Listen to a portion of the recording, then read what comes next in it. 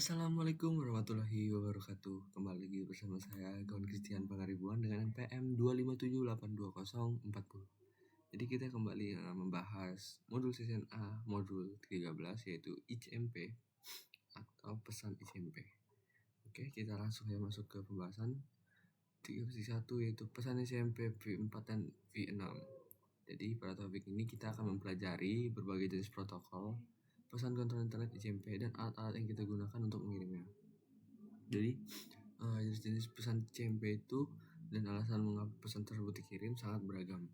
Pesan-pesan ICMP yang umum untuk ICMP 4 dan 6 dan di bawah modul ini adalah meliputi pertama keterjangkauan host, 2 yaitu tujuan atau layanan tidak dapat akses dan waktu terlampaui. Lalu yang selanjutnya ketersediaan host. Oke. Pesan gema ICMP dapat kita gunakan untuk menguji jangkauan untuk suatu host pada jaringan IP. Jadi host lokal mengirimkan permintaan gema ICMP ke host tujuan. Jika host tersebut tersedia, host tujuan akan merespon dengan alasan gema. Jadi pada gambar ini nih contohnya. Lalu kita masuk ke tujuan atau layanan tidak dapat dijangkau. Jadi ketika sebuah host atau gateway menerima paket yang nggak dapat dikirimkan, dia dapat menggunakan pesan ICMP destination unstable untuk memberitahu sumber bahwa tujuan atau layanan tersebut tidak dapat dijangkau. Jadi pesan tersebut akan menyertakan kode yang menunjukkan mengapa sih paket tersebut tidak dapat dikirimkan. Jadi beberapa kodenya itu yaitu 10 yaitu jaringan tidak dapat dijangkau, lalu 1 host tidak dapat dijangkau, 2 protokol tidak dapat dijangkau, dan 3 port tidak dapat dijangkau. Oke, langsung kita waktu terlampaui. Pesan ICMP 4 time exceeded digunakan adalah router untuk menunjukkan bahwa sebuah paket tidak dapat diteruskan karena fill time to live.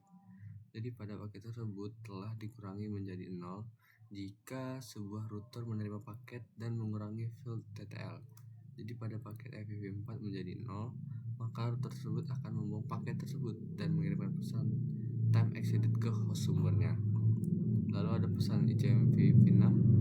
Pesan informasi dan kesalahan yang terdapat dalam ICMP V6 sangat mirip dengan pesan kontrol dan kesalahan yang diimplementasikan oleh ICMP 4. Namun kalau ICMP 6 ini dia memiliki fitur baru dan fungsionalitas yang lebih baik yang tidak ditemukan dalam ICMP 4. Pesan ICMP 6 dienkapsulasi dalam IPv6.